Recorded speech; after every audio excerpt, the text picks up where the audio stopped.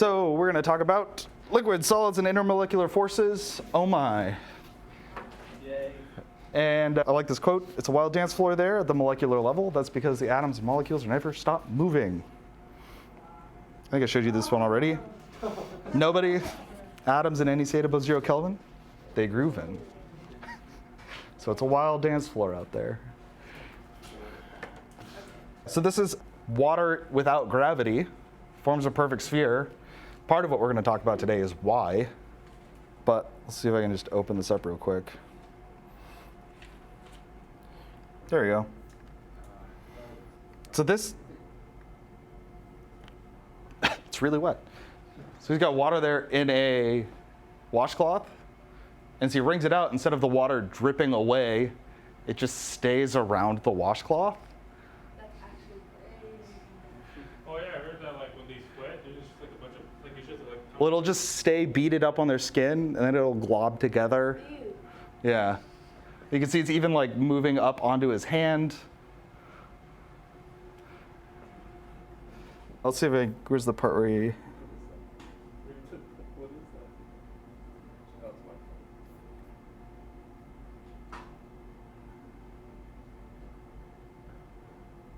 Where does he do the droplet? I don't think he does. I think he just does this. But yeah, so the water will all just stay on there because of surface tension. Ew, I feel like that feels disgusting. Doesn't it look slimy? Yeah. Isn't that weird though that you can see something in space and that looks slimy, but it's just water. You associate the fact that it like clings to everything with a goopy slime, because that's how it would behave on Earth. Huh? All right, so why do the water molecules stick together? Because of intermolecular forces, everything sticks together. Basically, without intermolecular forces, everything would be a gas, because there would be no reason for anything to stick together. These intermolecular forces only really become significant at short distances.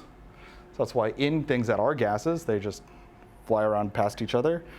They're responsible for solids and liquids, essential for life. And this is going to be a critical thing that we're going to be looking at. The state of matter depends on the strength of the intermolecular forces relative to the amount of thermal energy.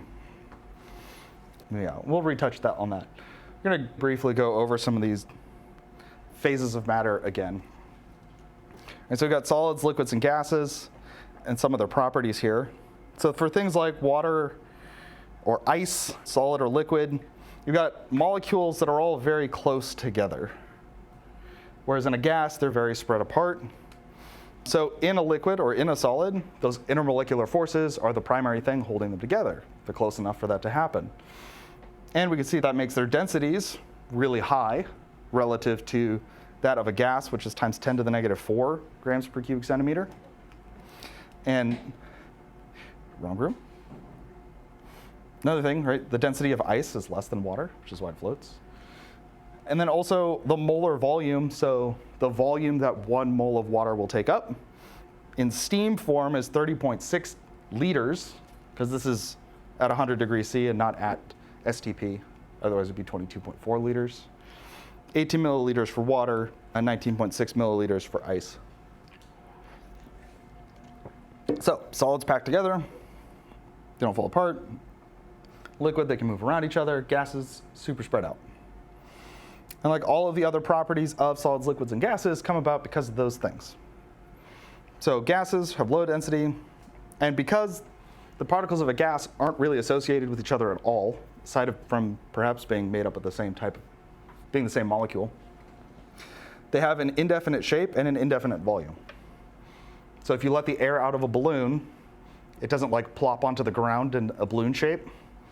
It just escapes and travels in all directions until it runs into something. And then to relate this to intermolecular forces, gases have really weak intermolecular forces. Otherwise, they would condense. Liquids, relative to gases, have a high density. They also have an indefinite shape because the atoms or molecules that make them up can move around each other. But they have a definite volume. So liquids are incompressible. You can't compress them. So putting pressure on them doesn't change their volume very much. And then they've got moderate intermolecular forces. And then as we increase the intermolecular forces again for solids, now they have a definite shape and a definite volume. Because the atoms and molecules that make up the substance, the solid, are really stuck together. So at a really basic level, you can think of intermolecular forces as how sticky are the atoms or molecules of that substance. The stronger those intermolecular forces are, the stickier they are, and the less likely they are to move or to get away from other atoms or molecules of the same type. So which state of matter is compressible? Gases. Because there's lots of space. So we're familiar with state changes. If you take ice and you heat it up, it melts and becomes liquid. If you heat it up enough, it becomes a gas. We can also use pressure to induce transitions between the gas and the liquid states. Yeah, I'll pull this out. I'll probably do the demo later, actually, while we're working on the worksheet. One of these is LP gas, or liquefied petroleum. If you have a gas barbecue, is liquefied propane. When you open up the valve, that propane starts to evaporate or vaporize, and then you burn the gas.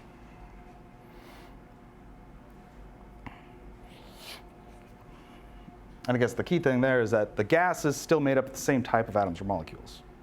It's still propane. It's just less dense propane now.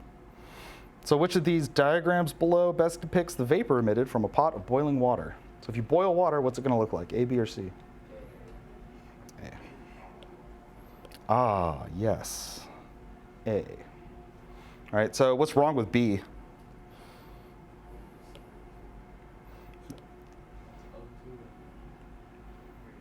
Yeah, it's O2 and H2 instead of H2O. And then C is just O and H. Hydrogen, individual hydrogen and oxygen atoms. So intermolecular forces hold things together. The state of matter at a given temperature depends on the strength of those intermolecular forces, like we looked at, solids, liquids, or gases. The stronger the intermolecular forces are, the more likely it is to be a solid. The weaker, the more likely it is to be a gas. And we're going to use melting point and boiling points as easy to observe proxies for intermolecular forces. Because it takes energy to melt something and it takes more energy to boil something. The amount of energy that it takes to do that depends on how strong the intermolecular forces are. So if something has a high boiling point, then we know it has a strong intermolecular force.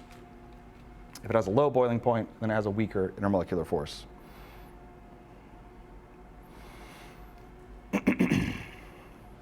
For some things, we also have differences in charge.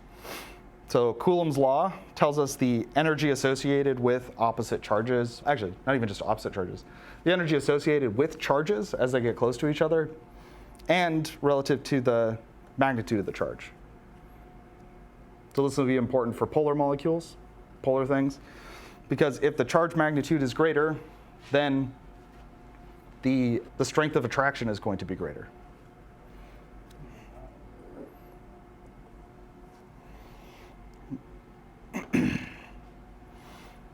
And then I guess to compare these to bonding forces, so bonding forces are chemical bonds within a molecule, and those are over very short distances, so something like 96 picometers, whereas intermolecular forces are weaker. Again, relating back to Coulomb's law, R is the radius there. As the distance gets larger, the strength of attraction gets weaker. So because these are interacting over a larger distance, it's a much, much weaker attraction. So 300 picometers. All right, now the first of our many forces, dispersion force. I'm going to try and extend an analogy that I used in Chem 20. I thought just the slightest bit more about. The strength of dispersion force, or maybe we'll talk about a few forces, and then I'll bring up this analogy. Dispersion force is the weakest intermolecular force. It is also the intermolecular force that's present in everything. If it has matter, it has dispersion forces. Also called the London force or the London dispersion force. And it's just the result of electrons electrons fluctuating around a nucleus. So at any given moment, they might be on one side or another, or on opposite sides.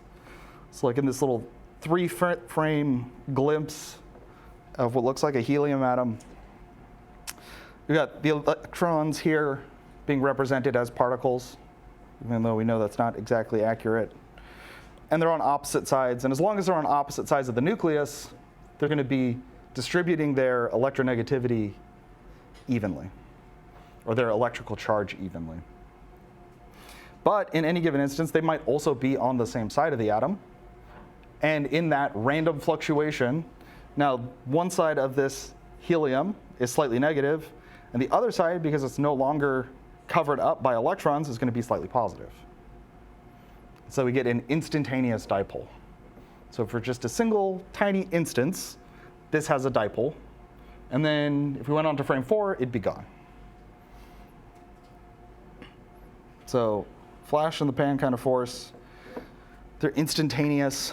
But when one of these instantaneous dipoles does happen, it can induce an instantaneous dipole in another atom next to it. So if its electrons all of a sudden shift over, so maybe it's this one on the right, this one, all of its electrons end up on one side. They repel the electrons in the atom next to it, and they go to the opposite side, which repel the electrons in the atom next to it. And so they all, for again, a single instant of time, are all on one side, opposite each other. And then all these dipole moments line up, positive to negative. And they are a little bit attracted to each other. And then in the next instance, the electrons might flip the other way or go randomly somewhere else, and that'll disappear again.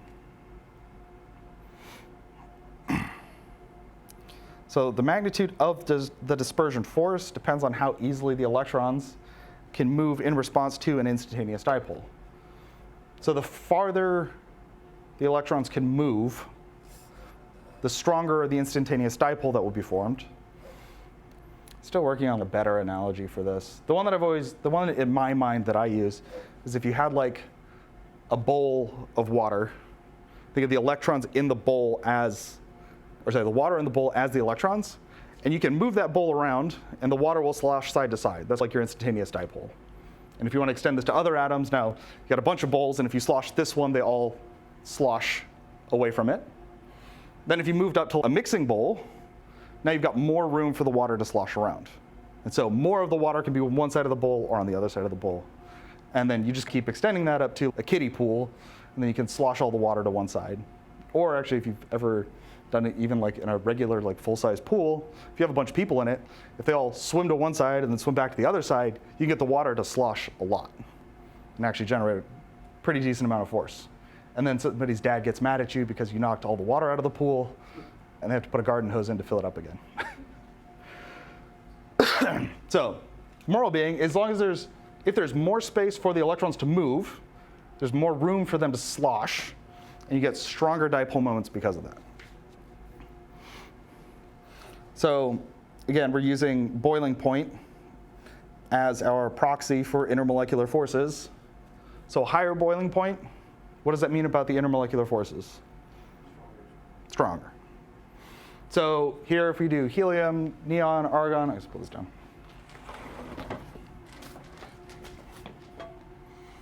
Helium, neon, argon, krypton, xenon. And what's the primary reason that these atoms are getting larger as we go down the periodic table?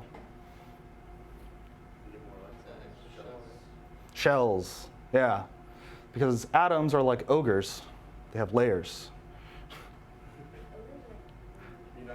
Onions? Or parfaits. Sorry, that's Donkey's line there. Yeah, so we're adding more and more layers, more shells on top, so they get larger and larger and larger as you go down the periodic table. And every one of those shells is more space for those electrons to move around in. And this tracks, for similar things, this tracks with molar mass. So when we're comparing all the noble gases, real easy. The noble gas that has a larger molar mass is also going to have a higher boiling point. It's not the only thing that's important, though. So the shape also plays a part. So as you get larger and more complicated molecules, not only are you looking at molar mass to figure this out, but also the shape of the molecule. Actually, let me pull this up. So here, we're looking at pentane, N-pentane, so it's 5 carbon atoms in a line, and neopentane, which is a single carbon atom in the middle, and then methyl groups around it. That's what those are called. Now these both have the same formula. They both have the same number of carbons, same number of hydrogens. But N-pentane, the straight line of pentane, has a boiling point of 36.1 degrees C, whereas neopentane is only 9.5 degrees C. And that comes down to the fact that this N-pentane has a larger surface area. And actually, did a calculation like this earlier. So if we took, I didn't bring the cubes with me, but if you have a 2x2 cube, that has less surface area than if you took those same, and I was thinking about this as little 1x1 centimeter blocks, like from the beginning. Yeah, was that this class where I printed those at the beginning of the semester? Yeah. So I was using those in my office. So if we took those and we put those into a line instead, it's still 8 of those little blocks. So it still has the same volume, but now the surface area goes from, oh, I didn't actually recalculate this. I calculated it wrong the first time. 28. So it would be 28 centimeters squared for the surface area, still a volume of 8 centimeters cubed. This is only 24. So because there's more surface area, there's more room for it to interact with other molecules. And the more other molecules it can interact with, the stronger the intermolecular forces.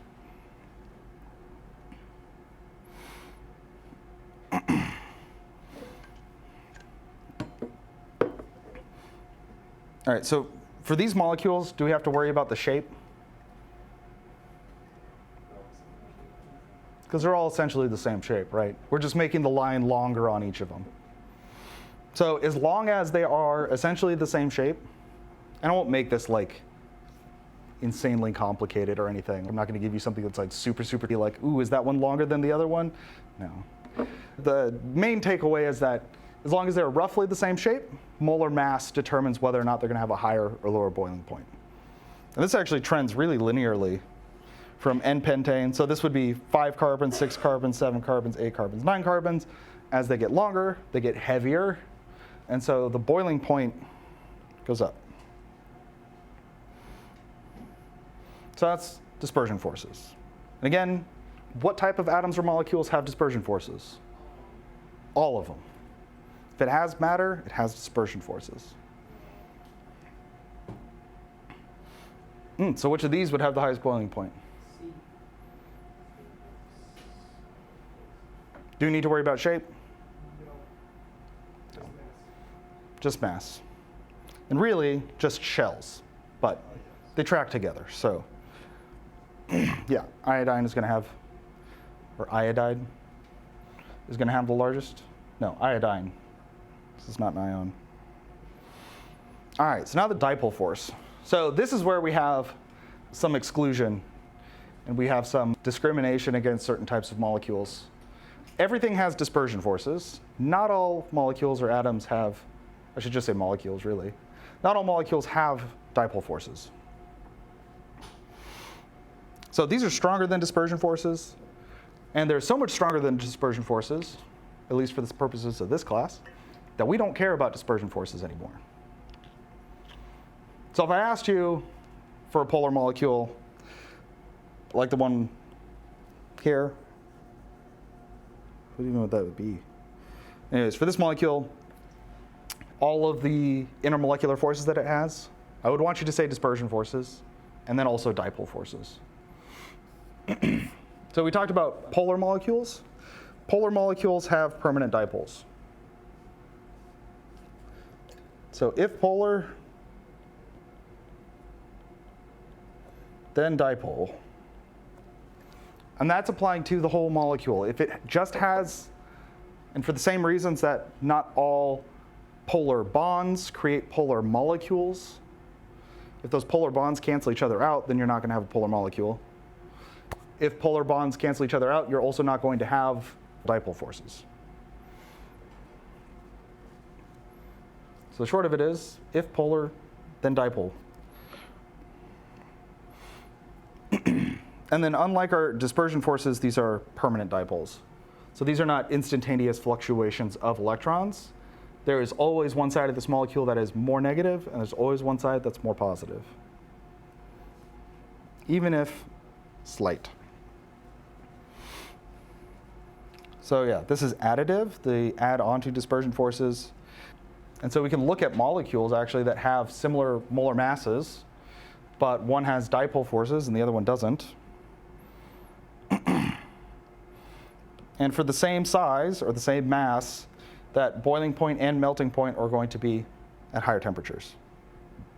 And then of course, these are negative numbers, right? So less negative would be a higher boiling point. And by a pretty wide margin too. So ethane has a boiling point of negative 88, whereas formaldehyde is negative 19.5.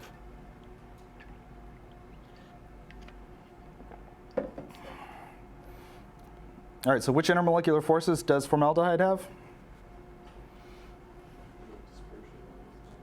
Dispersion. Yep. And dipole. And ethane?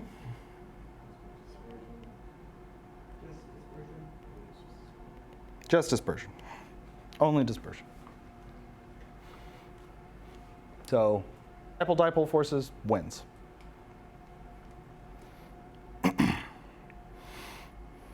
The other thing we can look at is differences in dipole moments. So this is where we're taking it a step beyond. So just like with, actually, maybe we should compare more to Chem 20. In Chem 20, when we talked about dispersion forces, we didn't talk about the shape of the molecule. So the Chem 1 level there is to say, oh, certain shapes are going to have better dispersion forces than other shapes. So if it's longer, has more surface area, that has stronger dispersion forces. Dipole forces are not all created equal. So if you have a weaker dipole moment, so propane here, actually propane doesn't have any. Dimethyl ether though is 1.3, and it has a boiling point, kind of wish they put numbers on these. This is we'll just say it's 240. If we go up to ethylene oxide, now it's at 270. This is too thick. Okay, if we go up here, now it's 280. Okay, and then up to acetonitrile, which is it's over 350, but I'm just gonna say 350. Okay. All right, so the stronger the dipole force, the stronger the dipole moment, the stronger the dipole force. Because these are kind of like magnets. Because one end has a north end, one end has a positive end, the other end has a negative end. And we can even relate this back to Coulomb's law, which the important part of that for this was Q1, Q2 over R is proportional to the attractive force. So what we're seeing here is that this dipole moment is essentially Q1, Q2. So as that top part of that fraction gets larger, that attractive force gets stronger. And polarity is important because if we have polar molecules, they're not going to mix, they're not going to be miscible with nonpolar molecules. This is just kind of like water really, well, especially with water and pentane here, water really likes to be next to other water molecules, and it just squeezes all of the pentane out from the water because the water can't interact with the pentane because it's only got dispersion forces. Oh yeah, it was last week, Wednesday, when we had like the magnetic marbles versus the regular marbles. That's what's going on. All right, so which of these molecules have dipole-dipole forces?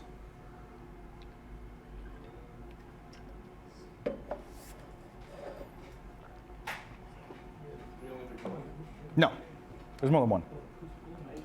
Could be more than one. Mm-hmm. Yeah, so for B, you can always draw a Lewis structure out for these if you're not sure. That'll help. All right, and then you could even go so far as to put those electrons on there. And then C, now we're going to have hydrogen and chlorine. And if you remember, the important question here is which of these are polar? Because if it's polar, it's got dipole forces. So why isn't carbon tetraiodide polar? So even though this bond is probably at least a little bit polar, since they're even on all sides, it cancels out. So it doesn't even matter.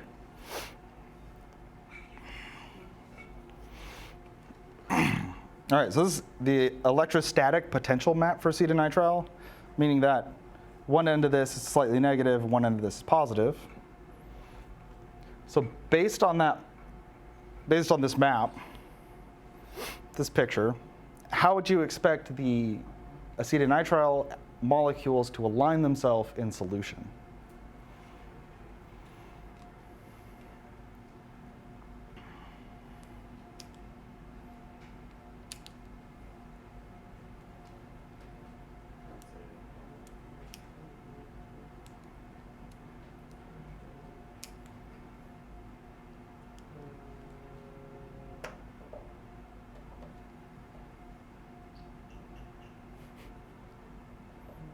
I know some of you guys have already said it, but just letting everybody think about it. Does everybody think they know what the answer is? If they don't want to say it out loud? No? I mean, Okay. could B also be possible? B? Is it unlikely? Yeah, so if we take a look at like these a little more closely. So like this side, this super pixelated picture, these are the hydrogens. Hard to see. This is the nitrogen over here. So if we go over to these, the hydrogen side is slightly positive. The nitrogen side is slightly negative. This is going to be positive. That's going to be negative. Negative, positive, negative, positive. So, yeah, and then some of these, okay, maybe C, did that wrong. Positive, negative. And these ones are straight up negative to negative.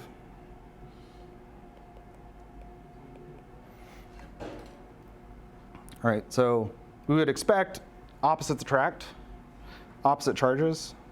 So A, where you've got the negative end lined up with the positive end, is how you would expect them to line up. Okay. So now moving on to hydrogen bonding. Hydrogen bonding, we'll talk about ion-dipole forces also. And those are like a special case because you've got two different things interacting. Hydrogen bonding is the strongest of intermolecular forces that can interact with themselves, if that makes any sense. And it's a super dipole force.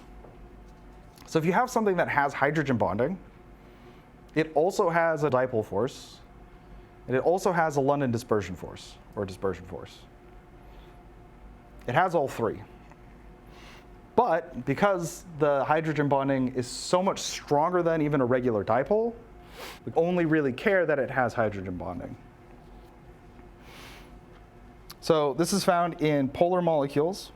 Again, right, all polar molecules, or all molecules with hydrogen bonding are polar. And specifically, when hydrogen is bound to fluorine, oxygen, or nitrogen.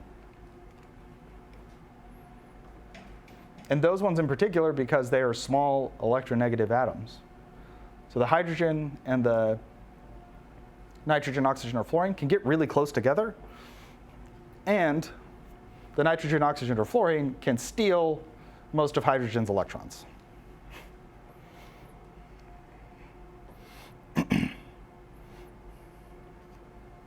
So again, to bring up Coulomb's law, Q1, Q2, and R.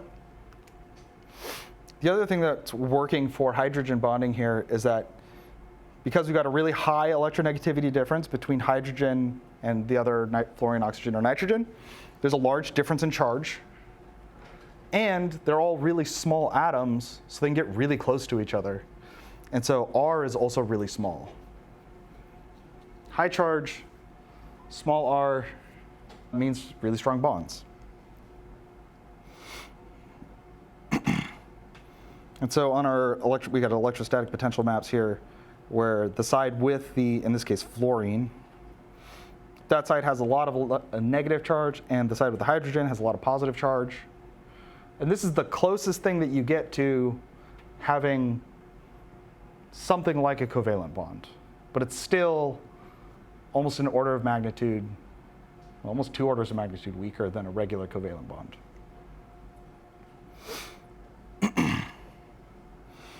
So in these systems too, we'll always have lone pairs on hydrogen, oxygen, or fluorine. Nitrogen, oxygen, or fluorine.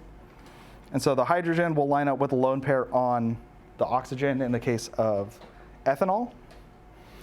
In water, we have a special case actually, because in water, oxygen has 2 lone pairs, which aren't shown here. But each of those lone pairs can hydrogen bond with a hydrogen from another water. So water has especially strong hydrogen bonding. It's almost like double hydrogen bonding.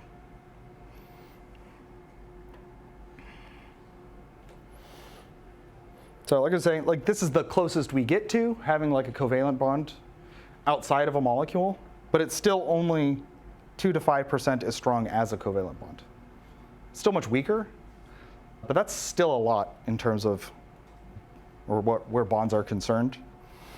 And again, we can take a molecule with hydrogen bonding and compare it to a molecule without hydrogen bonding of a similar mass and observe that their boiling points are really different. So ethanol, boiling point is 78.3 degrees Celsius.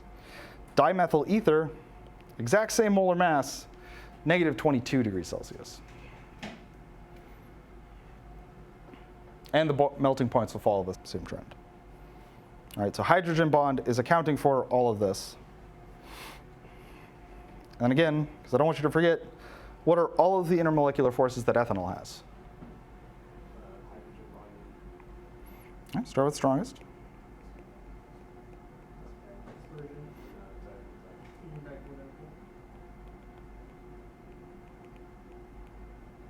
Yep, and dimethyl ether.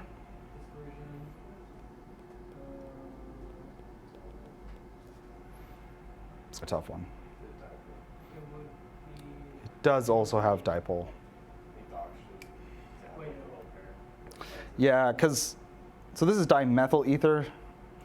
So I guess if you drew a line through it this way, like the oxygen's sticking out on this side, the carbons are sticking out on this side. So there's a little bit of a dipole moment there.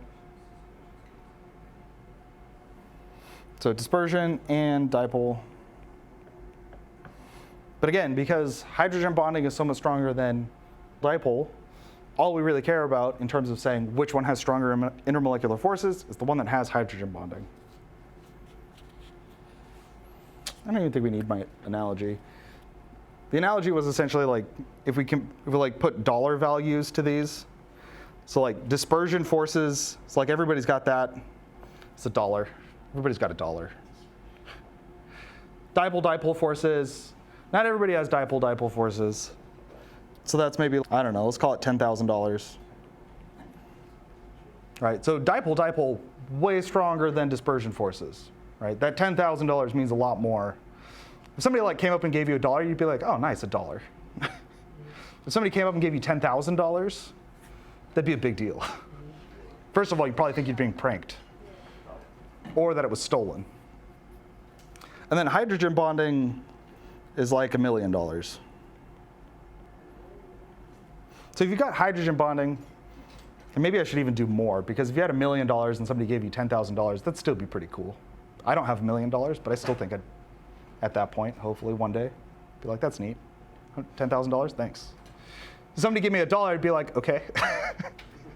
So that $1 doesn't mean as much when you have $1 million. And the $10,000 doesn't mean as much when you've got $1 million. So that's my weak-ish analogy. Right? That hydrogen bonding means so much more than any of the other intermolecular forces, even though they're there.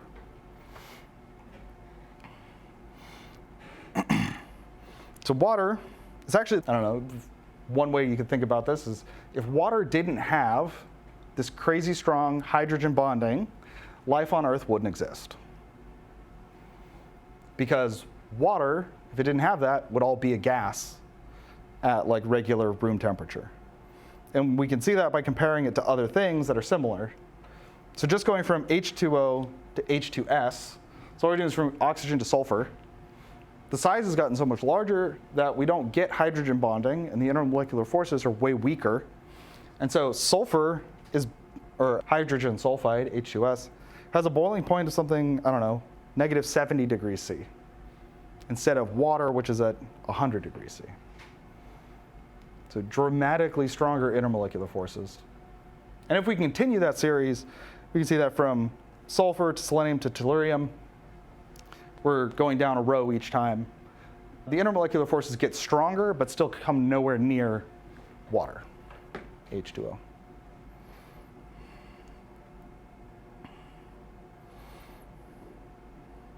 All right, so which has the higher boiling point? HF? You got the hydrogen bond, right? Yep, HF has hydrogen bonding. What? H, F. Don't know why I wrote N. All right, so this has hydrogen bonding. And again, I want to drive home this point. What are all of the intermolecular forces that hydrofluoric acid has?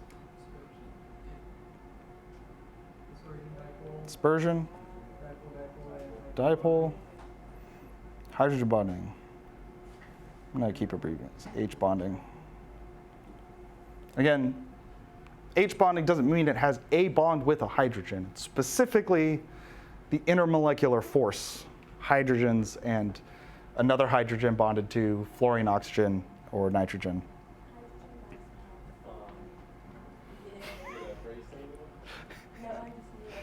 I like that. Hydrogen, wait, must have fun? Likes to have fun. F-O-N. Oh, okay. Good.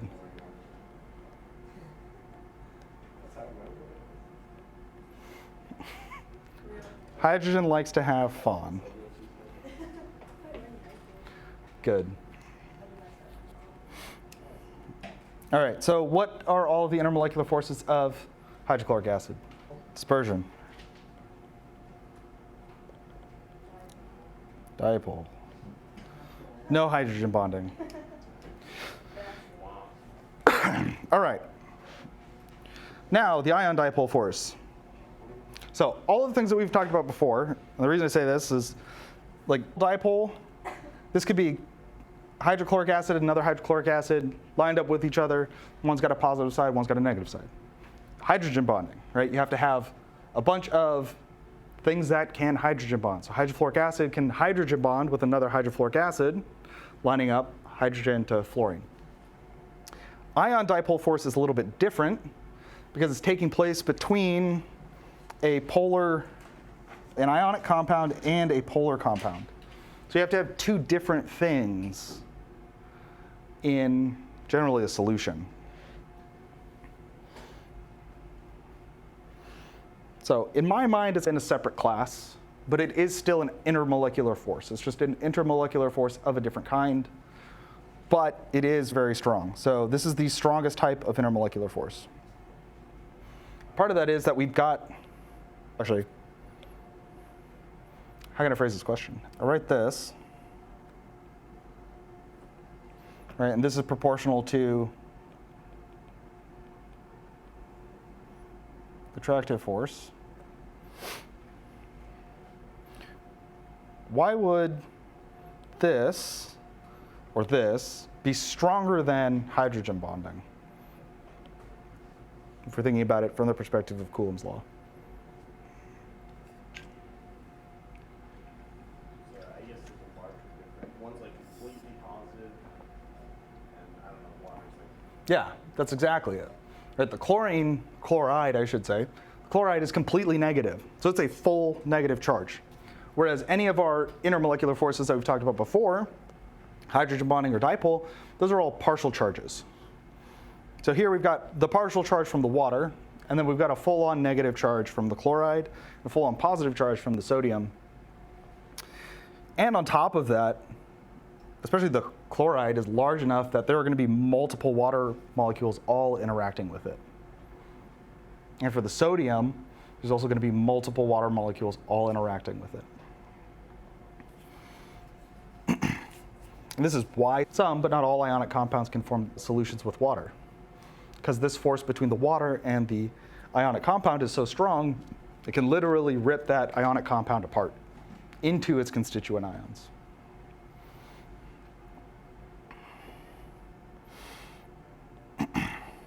All right, so our chart. Dispersion forces. Dispersion forces can, again, if we keep getting larger and larger molecules, you can get stronger and stronger dispersion forces. I'm sure there's some sort of cap on that, but I don't know what it is. It's infinite scaling, to put it in at least League of Legends terms. Dipole force, again, depending on how strong that dipole moment is, those can be stronger or weaker, but they're always going to be stronger than, I should say, in this class, because again, if we pull back the mask, there's going to be exceptions. In this class, the dipole force is always going to be stronger than the dispersion force.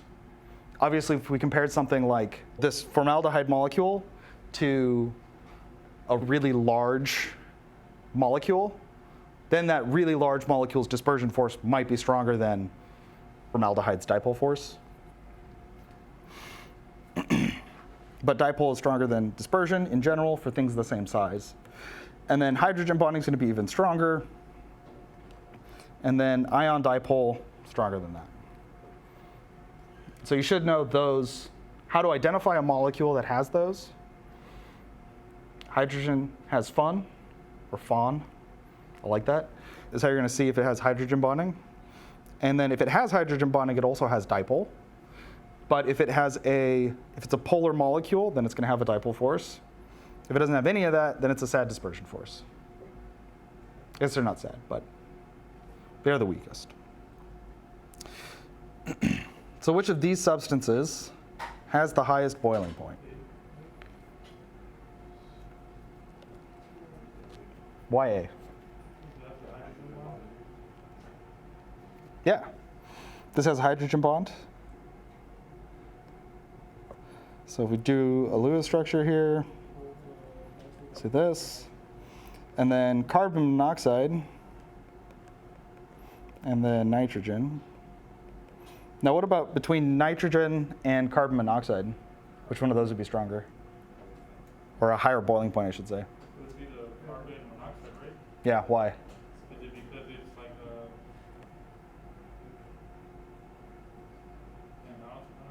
Because of the higher molar mass? No? Oxygen, electrons, Yes. Yeah. There's enough of a difference. So, like I said, if things are in the same row and they're two columns apart, there's going to be enough of an electronegativity difference, as a rule of thumb, without having to look up what the actual electronegativity values are. So if it's oxygen and nitrogen, maybe. If it's two columns apart, carbon and oxygen, that's enough to be polar. Then the electronegativity difference is enough that this would be a polar covalent bond. So because we've only got two atoms here, we don't really care about geometry because it's a line. So we just need to know, is this bond polar covalent?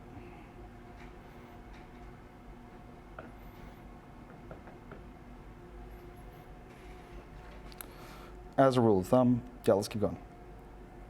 Actually, one more to throw in here. Cody, you can't answer this because we looked at this earlier. Okay. This was an Alex with a K, not this Alex. I have to make that distinction. So let me think about this for a second. Hypobromous acid, HBrO. What are all of the intermolecular forces that this has? And think. Is oxygen the central atom? Ah, okay, so if we draw this, Lewis structures, if we draw this Lewis structure the way it looks like it should be, the way it looks like it's written, with bromine as the central atom, and I'll just fill in these dots real quick. It's going to be this. What's the formal charge on bromine there?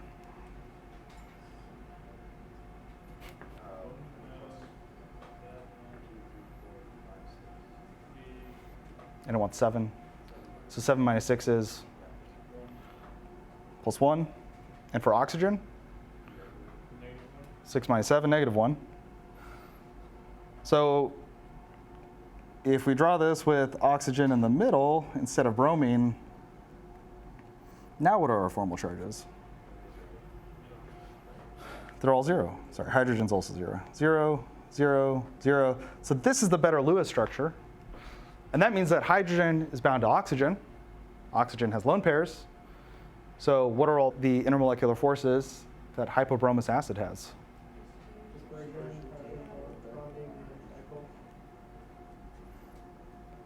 Dispersion, dipole, hydrogen bonding. Wait, I'm abbreviating that as H bonding. Yeah. So this is a tricky one. So if you're ever unsure, I guess, draw out a Lewis structure and maybe, especially in a case like this, actually all of these acids, it's like H2SO4, the hydrogens are bound to the oxygens in H2SO4. And you can figure that out from the Lewis structure, but so that would also have hydrogen bonding. That makes sense too, because concentrated sulfuric acid is really viscous. It's like syrupy. And it chars like paper on contact. All right. So sometimes, yeah, the way it's written is not the way that the molecule should actually be, and so you'll get hydrogen bonding when you otherwise might not expect it. Hydrogen bonding is what holds DNA together. So the base pairs bond together because of hydrogen bonding. For you biology nerds out there. Okay, so those are all of the intermolecular forces. Now, and we've talked about how they affect boiling point and melting point, or freezing point and condensation point. There are also some other properties that come about from these intermolecular forces. Surface tension, let's use the highlighter. Surface tension, viscosity, and capillary action are all manifestations of this. So like the reason that we get like circular dewdrops is because of surface tension.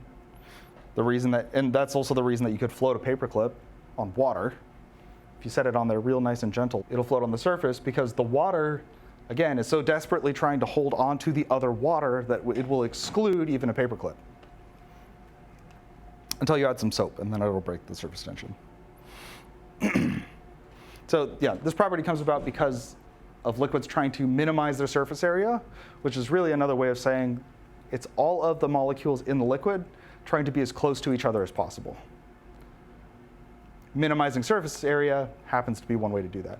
Because if you minimize the surface area, it's only the molecules at the surface of the liquid that aren't completely surrounded by other molecules, water molecules, in this case. And as a surface tension, if we talk about this in terms of, I guess, the energy to break the surface tension is 72.8 millijoules per meter squared. Yeah, so it's because the surface molecule can interact with fewer neighboring molecules. So the molecules want to interact with as many other molecules as possible, so they try to minimize the number that's on the surface by constricting the surface. And just because of the way nature is, a sphere has the lowest surface area to volume ratio. And so it's the opposite reason that longer molecules have stronger dispersion forces, because it has a larger surface area to volume ratio. In space, you can get a perfect sphere. Moving on though, viscosity is the resistance of a liquid to flow. Like honey flows really slowly. Say so if something slow is molasses, that's a reference to how slowly molasses flows. Because it's got such strong intermolecular forces that the molecules that make it up have a hard time moving past each other to even flow. And again, here we're trending with molar mass, also in terms of length of the molecule, and viscosity also increases. So viscosity could also be another proxy for intermolecular force. It does depend on temperature. So as you increase temperature, you're increasing the amount of energy that those atoms or molecules have, the kinetic energy, right? Average kinetic energy. So it makes it easier for them to flow around each other because they're moving faster. Capillary action is the ability of a liquid to flow against gravity up a narrow tube. And the distance that it can flow actually has to do with the combination of cohesive forces and adhesive forces. So if the liquid is really attracted to the surface of the tube and it has a really strong cohesive force, then it wants to stick to the wall, and then it will also bring along other liquid with it. And so it looks like it's climbing up the tube. And that's just because, well, they're really stuck on both sides. Liquid's stuck to itself, and it's stuck to the sides of the small glass tube. Thought this one was interesting. The meniscus of mercury is reversed from water because the cohesive force is greater than the adhesive force. So the mercury is not sticking at all to the glass. You can actually see that on this one if you want to come and look at it later. That's really slight. But the mercury is really stuck to itself, doesn't stick to the glass at all. So it forms a little dome, which is what happens if you fill something with water all the way to the very, very top. You can get it to stick up over the top of that container just a little bit. And that's because there's no more adhesive force at that point, and it's all just cohesive force.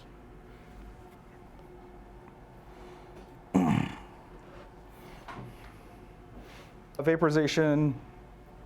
Okay, so these are like state changes, right? The process of vaporization is where you're taking a liquid, turning it into a gas. And this happens for water, will happen even at room temperature, but it's slow.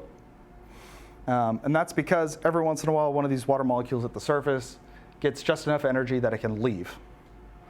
And so if you have an open beaker, all of those water molecules are pretty much just leaving, and none of them are landing back into the beaker to get stuck again. So vaporization's from liquid to gas, condensation's gas to liquid. And this happens as a distribution. So remember, the temperature of something is the average kinetic energy, and the average kinetic energy is going to give you a bell curve like this. So all of the water molecules will have different speeds, but there will be more water molecules that are like under the tallest part of this curve that have that amount of energy.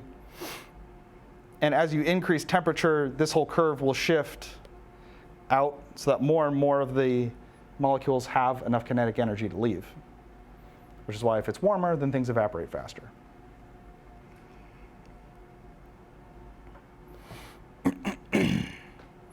Another way that you can increase vaporization is by increasing the surface area. So if you ever spilled something, if you play basketball and somebody falls on the basketball court and they're all sweaty, and they leave this big wet streak on the floor, then everybody goes over there and they just like scuff it with your shoes. What you're really doing is you're spreading it out, and then the more spread out it is, the faster it evaporates. Because your shoe's not soaking up the water or sweat. And there's probably some friction in there too, which adds a little bit of heat, and so you can take care of small amounts of water by just spreading it out enough. And we can sort liquids, or we can actually, not really sort, but compare liquids and say that something is volatile, then it vaporizes easily.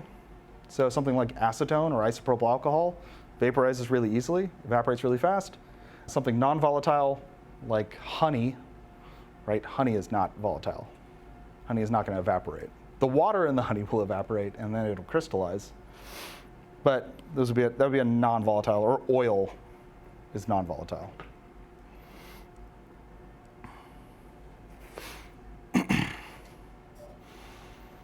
We could do this, but it would take a really long time. And this is the demo that I'll actually do when we start working on the worksheet for lab. The process of vaporization is endothermic. It takes an extra amount of energy to go from a liquid to a gas. So in the demonstration that I'm going to do, you can take water that's really close to boiling point and put it in a syringe and then decrease the pressure, and it will start to boil, which we'll see why in a second. But that process of boiling actually will cool the liquid inside the syringe, so it'll be colder than when you pull it out from almost boiling. And this is why sweating cools your body. So as you sweat, that water starts to evaporate, and then it's the extra energy lost from the evaporation that primarily cools you off. Which is why if it's humid, then your sweat can't evaporate, and it doesn't work as well. And then on the other side of that, so if evaporation or vaporization is endothermic, which means that the water is taking away the energy, condensation is the opposite, and it's exothermic. So as the water condenses, it releases extra energy. So steam burns are especially bad burns because the steam's hot, but then as it condenses on your arm, it releases even more heat, intensifying that burn. This also predicts predicts temperature variations in regions with higher humidity. And for example, like San Francisco, generally higher humidity, but also the ocean is there. So like in San Francisco, the average high would be 68, average low is 54, whereas in Fresno, it'd be 96, and probably here in Visalia too is the exact same. And average low is 66. So higher difference in temperature, because if it's humid, let's go back into the endothermic, or no, let's start with the exothermic. So it's humid, really humid out, there's a lot of water in the air. As the sun sets, the temperature starts to drop, all of that water in the air starts to condense on things, and as it condenses, it releases heat into the surroundings, which causes the temperature to not drop as quickly. And then, so that'll continue throughout the night. The temperature will drop, but not as fast as it would without the water. And then in the morning, when the sun comes up, things start warming up again. All of that water starts to evaporate and cools things down. And so it stabilizes the temperatures. In deserts, you don't have that. There's no humidity. So the temperature just swings wildly. And it can go from freezing to 100 degrees during the day.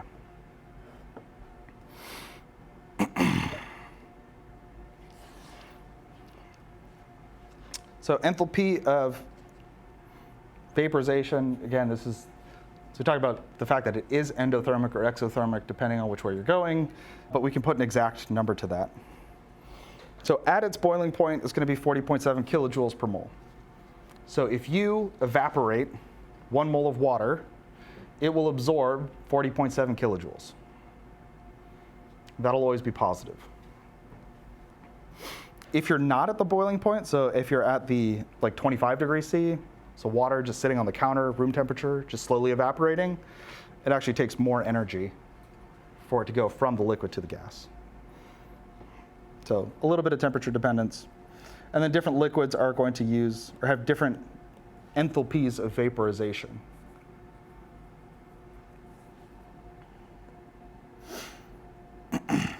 So for the opposite process, the opposite is true, that if we condense 1 mole of water, then it will release 40.7 kilojoules of heat. All right, so we're just going to get through the end of these slides here. The audio cut off the previous recording. So we were talking about heats of vaporization. So here we're given a question, or we're told to, I guess, it's not even a question. We're told to calculate the amount of heat in kilojoules required to vaporize 2.58 kilograms of water at its boiling point. And that's an important number to note there because the boiling point, delta H of vaporization, is going to be different from the non-boiling point, delta H of vaporization. So 40.7 kilojoules per mole is going to be our delta H of vaporization, and that is kilojoules mole of water vaporized. So we need to know how many moles of water we're going to vaporize, so 2.58 kilograms of H2O. And for every 18.02 grams of H2O, that's going to give us 1 mole of H2O. So we do need to actually insert a step here because we have kilograms, so we've got to convert that to grams. And 2.58 kilograms, they're in 1 gram or 1 kilogram. There's 1,000 grams. And then once we have our moles, we can multiply that by 40.7 kilojoules of energy for every 1 mole. Type that into the calculator real quick. 2.58 times 1,000 times 40.7 divided by 18.02, and that is 5,827.19 kilojoules of heat. So 5.83 times 10 to the 3 kilojoules. Okay, so the key here is to remember that these delta H's of vaporization, the amount of heat that's being released as something vaporized, is related to the number of moles of the substance that are vaporized or that are condensed. Now, when we're vaporizing something and it's happening in a sealed container, it's a different situation than if we were vaporizing it in an open container.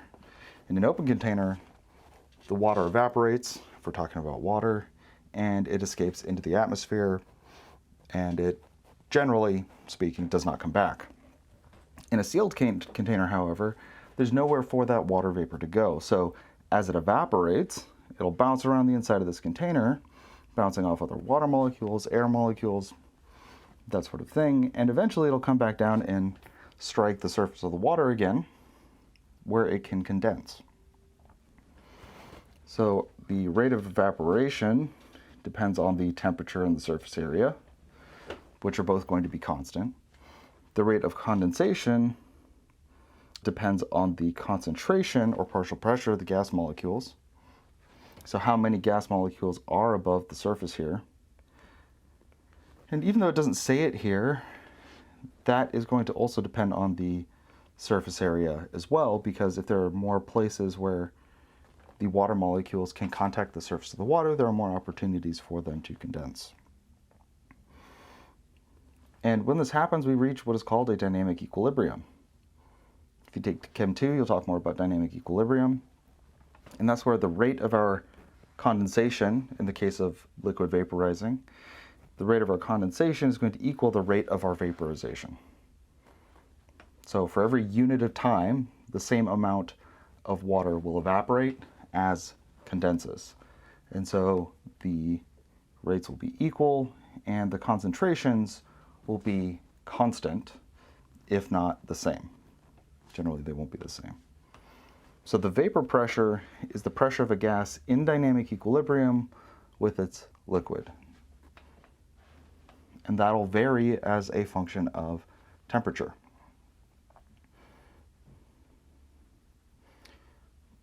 So a system in dynamic equilibrium, when it's disturbed, the system will respond so as to minimize the disturbance and return to a state of equilibrium. So this is Le Chatelier's principle. If we have our system at dynamic equilibrium, figure A here, if we increase the volume above the liquid, then more of this liquid will vaporize to increase the pressure and restore that balance. If we push the piston way down, now more of that vapor is going to condense back into a liquid to decrease the pressure and get it to return to whatever the vapor pressure of the liquid is.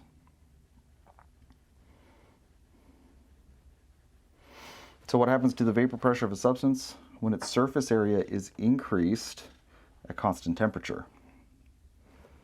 Take some time to think about this. I mentioned it a couple slides ago, actually. The vapor pressure will remain the same because both the vaporization and the condensation are dependent on the surface area of the liquid. So if we increase that surface area, the rate of vaporization will increase.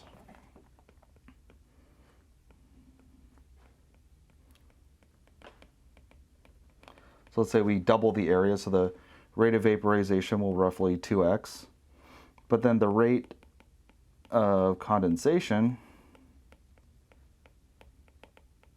also 2x. So you'll have twice as much vaporization, but you'll also have twice as much condensation. And so the effect of increasing surface area cancels out. Now, the vapor pressure is not a linear function as you increase temperature. We'll talk about that in a minute with the Clausius-Clapeyron equation. But we can look here at these liquids as we increase temperature. So as we heat up different liquids, the vapor pressure of that liquid increases along this curve. And then when we reach, when the vapor pressure of the liquid in question reaches the vapor pressure of the air or atmosphere around it, that's when you begin to boil. Because now the molecules in the interior of each of these liquids have enough energy to break away from the liquid and become gases, even though they're still surrounded by liquid, and you get bubbles forming. And so this is the boiling point. So the boiling point is the temperature at which the liquid's vapor pressure equals the external pressure. Molecules, as I just said, molecules on the interior of the liquid have enough thermal energy to break free from their neighbors and form pockets of gas. Those pockets of gas then rise to the surface as bubbles, and we call that boiling. So the normal boiling point of a liquid is the, looking for the highlighter here, the temperature at which its vapor pressure equals 1 atmosphere. So that would be the pressure at sea level. And for water, that's 100 degrees C. Now, as this is happening, all of our energy here that we're putting in before the boiling point is going into increasing the average kinetic energy of those water molecules. But once we reach the boiling point, now any additional energy, instead of increasing the average kinetic energy of the liquid, goes into transforming that liquid into a gas and boiling. As you add more heat, the only thing that will change is the rate of boiling. So you'll be able to convert more water molecules, liquid water molecules, into gaseous water molecules. So that temperature will remain constant. If we look at this chart here, we're asked to estimate the boiling point of water at an external pressure of 200 torr. And, oh, I forgot to erase these. I'll erase them now. So what we want to do first is take a look at this graph, find the curve for water. So water is this purple curve that I've highlighted in red. And we're going to look for 200 torr. And now we want to look for where that crosses with water. Of course, I can draw perfectly straight lines because I'm on an iPad. And it looks like that's going to be something like 66, 65 degrees C. We're given multiple choice answers here, so 66 is the closest. So if the vapor pressure around the liquid is 200 torr, that means our water will boil at about 66 degrees. Now, I mentioned before that these lines, this relationship between temperature and vapor pressure is not linear. And we can see that in these graphs that we've looked at, that there's a curve to these lines. That curve can be described by the Clausius-Clapeyron equation, where we've got a lot of variables going on here, but don't worry, it's nothing too crazy. Just try to treat each variable individually at first until they become more familiar. P vape is the pressure, the vaporization pressure, or sorry, not the vaporization pressure, the vapor pressure of the liquid. Beta is a constant. And then negative delta H of vaporization. Delta H vape is negative delta H of vaporization. R is a constant. So R will be, in this case, 8.314, I believe, joules per mole Kelvin. I had it on the next slide. Joules per mole Kelvin. And we can make the Clausius-Clapeyron equation a little easier to work with by converting it into a more linear fashion. And to do that, we'll have to do a couple things. Primarily, though, we're taking the natural log of both sides of this equation. So this section in here is the natural base raised to the power of negative delta H of vaporization over RT. When we take the natural log of that, that cancels out with that natural base. And then we end up with natural log of beta and the natural log of the pressure, vapor pressure.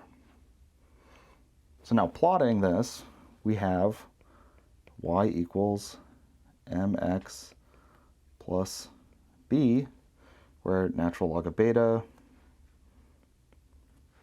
is b, 1 over t is x, negative delta H of vape over r is our slope, and the natural log of vapor pressure is y. All right, so it takes that linear form. And now we can plot this as 1 over t versus the vapor pressure, and we get a straight line. And this one using real data here.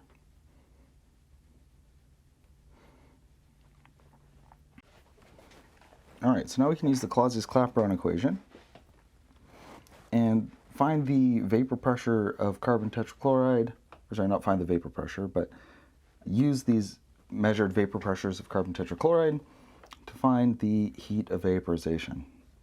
So if we think about this again in terms of the Clausius-Clapeyron equation in its linear form, that the natural log of the vapor pressure, delta H of vaporization over R, 1 over T, you can see that this delta H of vaporization over R, we want this delta H of vaporization, and that's the slope, oh, didn't mean to erase that, that's the slope of this line, if we have 1 over T and natural log of the vapor pressure.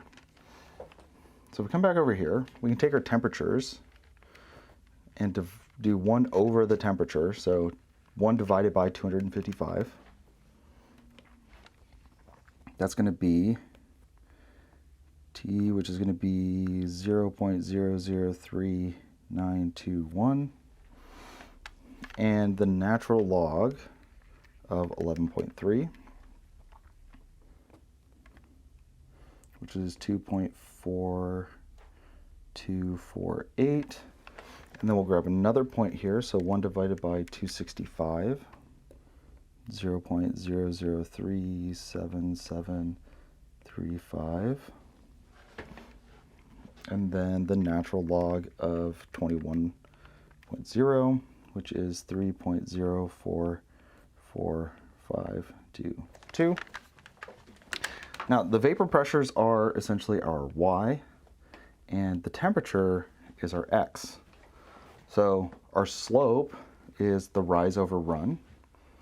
And so if we take 2.4248 minus 3.044522 over, make sure these in the right order, 0.003921 minus 0.00377735. So 2.4248 minus 3.044522, and that's going to be negative 0.619722 divided by 0.003921 minus 0.00377735. So, sorry, our denominator here is going to be 0.001475. So now take that top number divided by, so the numerator divided by the denominator, that's going to give us negative 4,201.0505. Now, this number should be negative delta H of vaporization over R. So if we take this number and we multiply it by R, which is 8.314, then our, so we're multiplying by R here, which is 8.314. That will give us negative 34,931. So this is joules per mole. This should be 34.9 kilojoules per mole. So we can also take the Clausius-Clapeyron equation and change the form so that it's this two-point form. And the usefulness of this two-point form, where we're looking at a pressure 1, temperature 1, pressure 2, temperature 2, is that it will let us predict what the vapor pressure of a compound is going to be at a different temperature, as long as we know delta H of vaporization and at least one pressure and temperature, which we could get from the first Clausius-Clapeyron equation that we used, and then plug it into here. Real quick, if we want to solve for, again, the vapor pressure at 25 degrees C, we're going to call that our P2. Okay, so that's P2, so this will be T2. We can rearrange the Clausius-Clapeyron equation first before we even try to solve. So one trick of natural logs, or just logs in general, is that when we have the natural log of P2 divided by P1, for example, we can rewrite that, and it's exactly the same thing, to say the natural log of P2 minus the natural log of P1. And then that is equal to all of the same stuff over here, over R, 1 over T2 minus 1 over T1. And then we can take the natural log P2, and we can subtract or add to both sides the natural log of P1. So it'll cancel on the left side, and we'll get negative delta H vaporization over R times 1 over T2 minus 1 over T1 plus natural log of P1. And then when we solve for this side, the very last thing that we'll have to do is set E raised to the power of all of that. So we can plug in all of these numbers. We have all of these numbers provided. We'll plug all those in, and we'll calculate what that number will be. Then we'll say E raised to that power, and then that will give us P2 by itself. Okay, so let's practice using the Clausius-Clapeyron equation. So we've got propane has a normally boiling point of negative 42.0 degrees C and heat of vaporization, which is our delta H of vape, of 19.04 kilojoules per mole. What is the vapor pressure of propane at 25 degrees C? So, Clausius-Clapeyron equation, and the 2-point at that. Doesn't have to be the 2-point for every problem, but for this problem we're going to need the 2-point. So let's actually just go ahead and take this form that I've already worked down to solve for pressure. So P2 equals delta H of vape over R times 1 over T2 minus 1 over T1 plus natural log of P1. Now, you might have already asked yourself, what units are important here to convert? And there are some, but primarily what we need to do is fill in R here. So R is going to be 8.314, and that's joules per mole Kelvin. And because this is joules per mole Kelvin, that means that we're either going to have to convert this joules into kilojoules to match the delta H of vaporization, or what I would prefer to do here is convert 19.04 kilojoules into joules.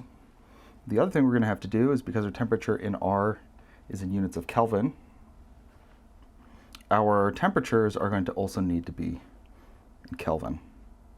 So at this point, I shouldn't have to do the conversion for the kilojoules to joules. So it's going to be 19,040 joules per mole. Delta H of vaporization over 8.314 joules per mole Kelvin. All that's going to be multiplied by, and we're just going to take each of these. And you'll get a slightly different number here if you don't add 273.15 to each of these to convert them to Kelvin. So we're going to add 273.15. So our T1 is negative 42 let's do 25 plus 273.15. That's going to be 298.15 Kelvin minus our T1, which is going to be negative 42 plus 273.15. So we'll get 231.15 Kelvin. Now, we're going to also add plus the natural log of pressure 1. So pressure 1 here, the vapor pressure, regular boiling point is going to be at 1 atmosphere or 760 torr. Now, because, actually, you know what? It's not asking us for particular units. In this case, atmosphere or torr would be acceptable for answers, but because we've got torr written up here as the answer, I'm going to go ahead and use torr. So this will be the natural log of 760. The units here don't matter for vapor pressure, or for pressure, sorry, for pressure. See that if I scroll up here real quick, because we get pressure 2 divided by pressure 1, that means that in this form, if we take pressure 2 and divide it by pressure 1, those units would cancel. And so that would leave us with just, it would leave us with a unitless quantity. Now that we've got all that in there, we can do negative 19,040 divided by 8.314. So that's negative 2,290.113. That's enough sig figs. Now we want to multiply that by 1 over 298.15 minus 1 over 231.15. And be careful here with your order of operations. Pretty easy to get those scrambled up. So your calculator will do exactly what you tell it to, even if it's the wrong order of operations. And so now I'm going to multiply that by that, and we'll get 2.226399 plus the natural log of 760. And we're going to have to make some room here. Actually, I think you can just insert a slide maybe. Add a page. Okay, so now we do our 2.2263 plus the natural log, ln of 760. And that's 8.85971. I haven't gone through here and looked at what our units are going to be, but I imagine that it's going to be torr. Now, I'm going to bring this over here. So our equation now looks like this. Natural log of P2 equals 8.85971.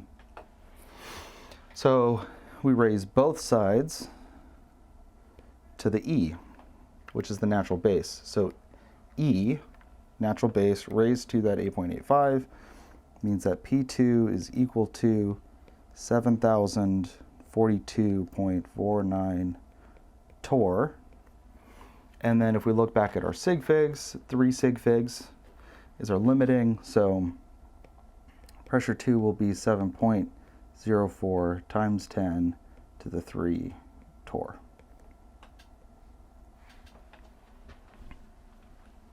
Okay, we'll move up here a little bit so you can see the whole thing all at once. We'll get rid of that. All right, so there's the whole thing. Plugging in numbers, making sure that your order of operations is happening correctly. Okay, so moving on here. At the critical point, which is a weird transition state of matter where the borderline between what is a liquid and what is a gas, what is a solid, not a solid, a liquid and a gas blurs. And it's both has liquid properties and it has gas properties. You can follow this YouTube link if you want to see that. It's Nile Red is his main channel. Nile, I think it's on his Nile Blue channel though, where he does this supercritical CO2, which is also something that's used to extract caffeine from coffee to get caffeine-free coffee or decaf coffee. It's been decaffeinated. So at this critical temperature, it's going to be a very high temperature, very high pressure, and at that point, our liquid is so dense that it becomes a supercritical fluid. Again, having properties of both. Sublimation is a process that you're probably somewhat familiar with. The most familiar thing, I think, in just like regular day-to-day life is dry ice. But even regular ice, water ice, will sublimate in your freezer. So if you leave ice cubes in there for too long, some of those water molecules at the surface of the ice have enough energy to just leave into the gas state without ever becoming a liquid in the intermediate. So that's sublimation. And then that sublimated water vapor will then deposit on the cooling coils, usually at the back of your freezer. And this is why you have to de-ice your freezer, because everything that you put in there that has water freezes, slowly sublimates, and then slowly deposits on the cooling coils. So solids also have a vapor pressure. In an open container, this is going to happen faster. So if you leave ice cubes in an ice cube tray for long enough, you'll come back after a month or so and most of the ice will be gone. Ice crystals, this also causes freezer burn because it's dehydrating the food. Helps if things are sealed. So fusion, right, as the temperature of our block of ice increases, the molecules vibrate faster, and as they start to vibrate faster, eventually they're able to overcome the intermolecular forces and then become a liquid. So when you've got a solid becoming a liquid, that's melting, and then the opposite process is a liquid freezing to become a solid. And there's extra energy that's required here to make this transition. So we talked about the delta H of vaporization, which is that extra energy to transition from a liquid to a gas. There's also an extra amount of energy that's required to transition from a liquid to a solid or a solid to a liquid. And that's a delta H of fusion. And so just like when we're boiling liquids, when they reach their boiling point, the temperature does not increase over that temperature. When we have a solid, we can cool the solid below its freezing point, but as it warms up and it hits that melting point or the freezing point, same temperature, the mixture of liquid and solid will not change temperature until all of the solid has melted. And that's because all of the energy at that point is going into this transition from a solid to a liquid. Melting is an endothermic process, so it requires energy to melt something. And that kind of makes sense intuitively because you have to heat up ice to get it to melt. You're adding heat to it. So remember, endothermic or exothermic always depends on the perspective of the system. If the system is the ice, that system needs to absorb energy, which would be an endothermic process, would mean we're adding energy to the system. And so that's endothermic. And then just like with vaporization, condensation, how those processes are opposite in terms of energy. Freezing, which is the opposite of melting, is an exothermic process. So the same amount of energy that it would take to melt something is the amount of energy it would take to freeze it again. This happens actually a lot around here, the water citrus fields, because as that water freezes, it releases heat, exothermic process, and prevents the citrus from freezing and prevents the ambient temperature from dropping any further. Generally, heats of fusion are going to be less than heats of vaporization. So it takes less energy to go from a liquid to a solid than it does to go from a liquid to a gas. And here's our whole heating curve. Got a little bit of leftover text there. And this is a piecewise function, so use math terms. And so for each part of this graph, we're going to need a different equation to calculate the energy required at each of these straight lines. Because the x-axis here is heat added, right? Heat energy. And we're always moving to the right, but our temperature is not always going up. So if we tried, for example, in this, let's say this section here 4, the boiling point, if we tried to use Q equals mc delta T from here to over here, what's the change in temperature? It's 0 degrees C. So if it's 0 degrees C, according to this equation then, the energy should be 0 joules. 0 degrees joules, but 0 joules. That's not the case, obviously, because on our graph here we go from something like 15 all the way up to 55. So this equation does not apply to these flat sections. And instead, this would be the delta H of vaporization. For the melting point, it's a similar thing. Now that's the delta H of fusion. But for the highlighter here, 1, 3, and 5, that's where we would use Q equals MC delta T. And in each case, C is going to be a different value. Right? Ice has a different specific heat capacity than water, than steam. So if we just saw, we just saw the heat capacity of ice is 2.09 joules per gram degree C, and that the heat of fusion of ice is 6.02 kilojoules per mole. When a small ice cube at negative 10 degrees C is put into a cup of water at room temperature, which of the following plays a greater role in the cooling of the liquid water? And really, we can just look at the magnitude of these values. So this is 6.02 kilojoules per mole, and this is 2.09 joules per gram degree C. So this is only 2 joules per gram. And we can even convert this, so 2.09, write this a little bit like this, joules per gram degree C. So what's the molar mass of water? 18.02 grams per mole. Okay, so we get 2.09. 2.09 times 18.02, that's the molar mass of water again.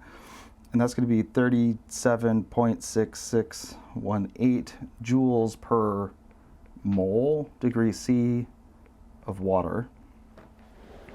Okay, that's still way smaller. So we can even convert this into kilojoules, and we'll get 0.0377 kilojoules per mole degree C. So even 10 times, right, changing this temperature by 10 degrees C, that's still only 0.377 joules.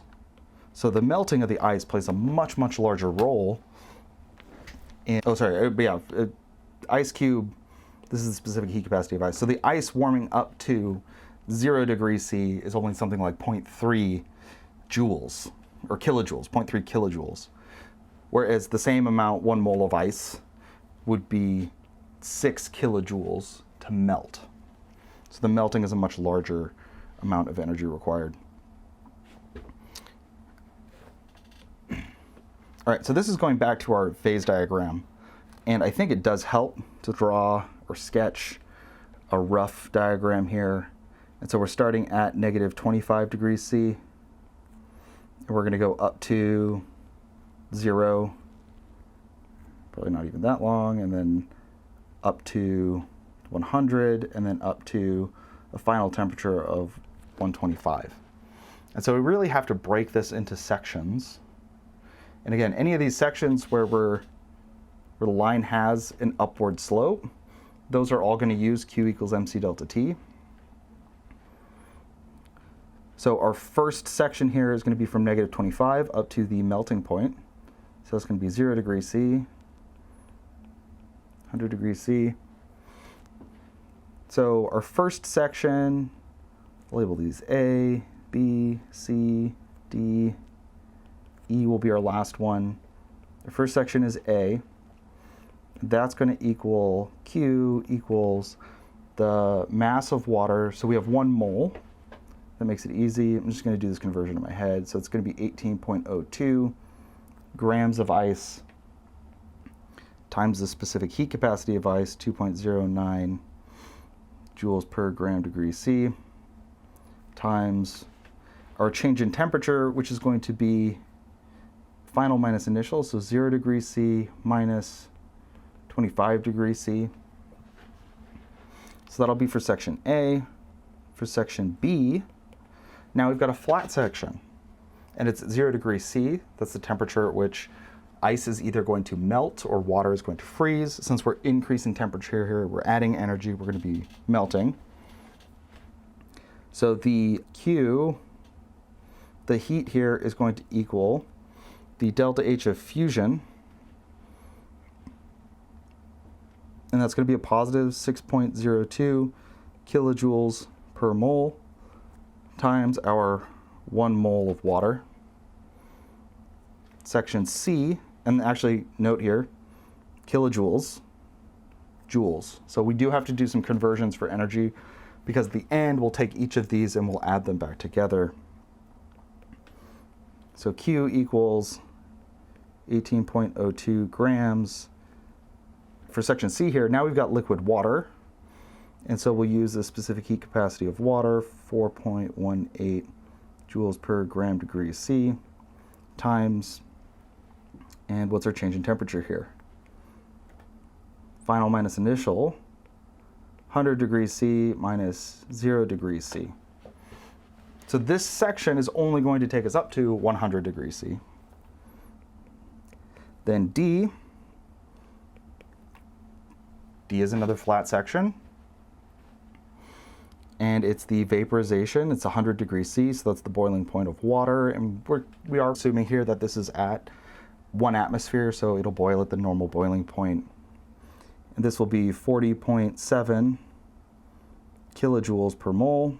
Again, that's in kilojoules. Don't forget it.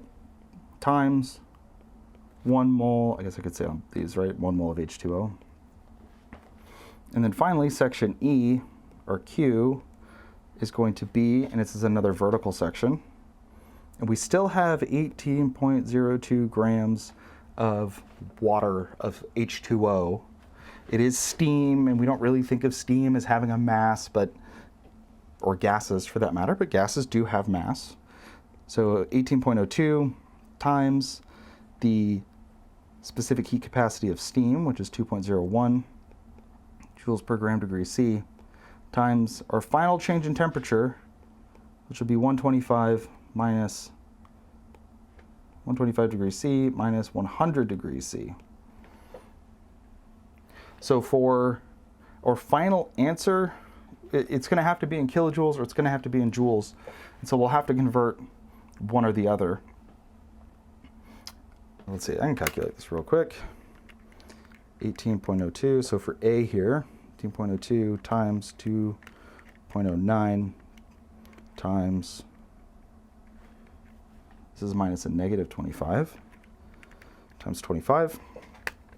And then I'm going to convert everything into kilojoules. So this is going to be 0.9415 kilojoules. This will be 6.02 kilojoules, because 6.02 times 1. 18.02 times 4.184. Oh wow, we only use 4.18. I'll use 4.18 because that's what's on the slide. Times 100 is that change in temperature, and then to convert that into kilojoules, 7.532 kilojoules. Not rounding anything yet because we are not done with any calculations. So 40.7 kilojoules. And then the last one here, 18.02 times 2.01 times the difference in 125 and 100 degrees C is 25. Convert that into kilojoules, and that's 0.905505 kilojoules. Now we just want to add all of these together. So I've got my 0.9 there, plus the 40.7.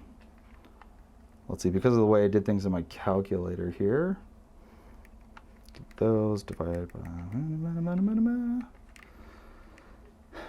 please hold, calculating.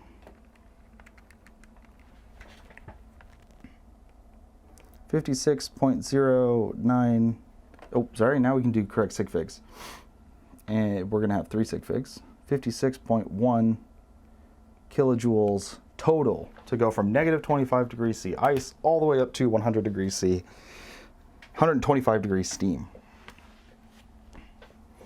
right? So those are very just work intensive. There's a lot of steps. I don't think that they're particularly difficult. Again, ask yourself, why do we do things at each of these steps? Right then, moving on. Phase diagrams are a way to take these different phases which exist depending on temperature and depending on pressure and plotting them on an XY axis. So our pressure is going to be our Y axis, vertical axis, and temperature is going to be our X axis. And then we're going to have a series of lines and a series of regions, and each region represents a state of matter.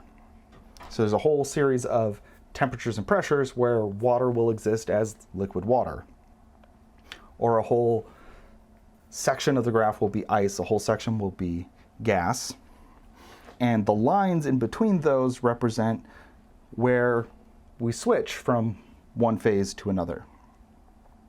And we even have this special point called a triple point, and you can go look up these slides, or if you want to just Google it, you can look up the triple point.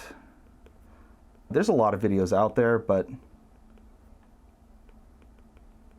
the triple point of cyclohexane is a good one. You can see it boiling, freezing. You see solid, liquid, and gas at the same time of cyclohexane. So this is our phase diagram for water, and these will be different for different liquids. So here, again, our x-axis is temperature, our y-axis is pressure, and this whole region down here is gas. We've got liquid, we've got solid, and so to go straight from a solid to a gas, we'd have to be making some transition here below 0 degrees C and below something like 600 torr. And that's where ice will sublimate. So this is why in your freezer, even at 760 torr, you're going to see some sublimation. And then this intersection, because we've got these lines between each of the individual phases, but they all meet at a certain point. So this is the triple point, and that's where you'll have solid, liquid, and gas. You'll have boiling, freezing, and condensing all happening at the same time in the same compound, in the same flask. And then if we increase our temperature and pressure enough, that's where we hit this supercritical fluid point. So questions that could be asked here, you could say at 100 degrees C, what temperature or what pressure would water boil at? Or I could say, let's say I'm at 0 degrees C, and let's just call this 200 torr. What would happen if I decreased the temperature to negative 200 degrees?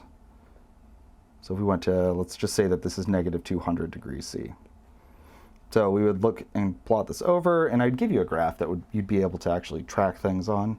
And we say, if we do that, then our gas will deposit. So this would be a deposition. Or it would deposit into a solid. So just being able to read graphs here can do a lot for you, and recognizing which part of the graph represents each phase. And this is where a lot of critical thinking comes into play. Of course, realizing that at low pressures, high temperatures, we're going to have gases. At low temperatures, sorry, I said low temperatures, high pressures. Low temperatures and low pressures will have gases. At high pressures, low temperatures, we'll have solids. And then the liquid will be at sort of highish temperatures, highish pressures, up to a certain point before you hit supercritical fluid.